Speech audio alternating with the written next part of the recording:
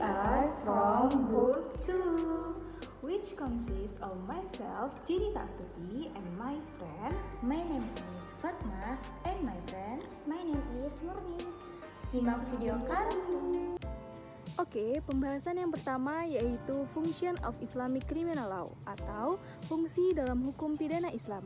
First function atau fungsi yang pertama adalah untuk menyadarkan pelaku jarimah agar tidak mengulangi lagi tindak pidana yang pernah dilakukannya dan agar pemidanaan itu menjadi pelajaran bagi orang lain sehingga mereka tidak berani melakukan tindak pidana serta orang-orang pernah melakukan pidana tersebut dan belum tertangkap menjadi berpikir panjang untuk mengulangi perbuatannya. Selanjutnya fungsi yang kedua atau second function yaitu bermaksud untuk menyelamatkan terpidana dari siksa di akhirat kelak karena kesalahannya telah ditebus di dunia. Dosa-dosanya berbuat jarimah akan terhapus dan menjadi kebajikan baginya karena telah berperan serta dalam penegakan syariat Tuhan.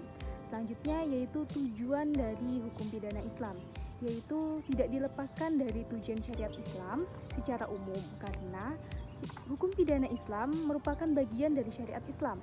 Syariat Islam ini ketika menetapkan hukum-hukum dalam masalah kepidanaan mempunyai tujuan umum, yaitu mendatangkan maslahat kepada umat dan menghindarkan mereka dari mara bahaya. Hukum pidana Islam bertujuan untuk melindungi kepentingan dan keselamatan umat manusia dari ancaman tindak kejahatan dan pelanggaran. Selanjutnya akan dilanjutkan oleh rekan saya. Next, the principle of legality in Islamic criminal law. The meaning of the principle of legality, atau yang berarti asas legalitas dalam hukum pidana Islam.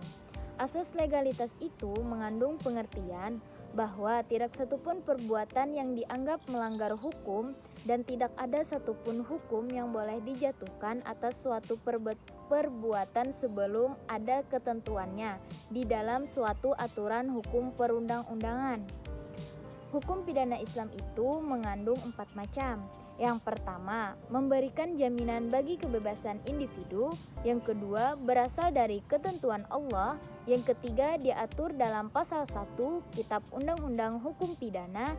Dan yang keempat, berfungsi untuk menjaga jiwa, akal, agama, harta, serta keturunan manusia. Selanjutnya akan dilanjutkan oleh rekan saya. Next, equality in Islamic law, yaitu persamaan di depan hukum Islam. Asas persamaan di depan hukum merupakan salah satu asas terpenting dalam hukum. Asas ini dapat menjadi tolak ukur bagaimana hukum itu dapat berkeadilan dalam masyarakat. Persamaan di depan hukum Islam dibagi menjadi beberapa bagian. Yang pertama, bahwa warga mendapatkan perlindungan dan keadilan yang sama. Yang kedua, menciptakan keselarasan dalam hukum. Yang ketiga, terdapat pada isi pasal 27 ayat 1 Undang-Undang NRI tahun 1945. Yang keempat, terdapat pada pasal 28D ayat 1 Undang-Undang NRI tahun 1945.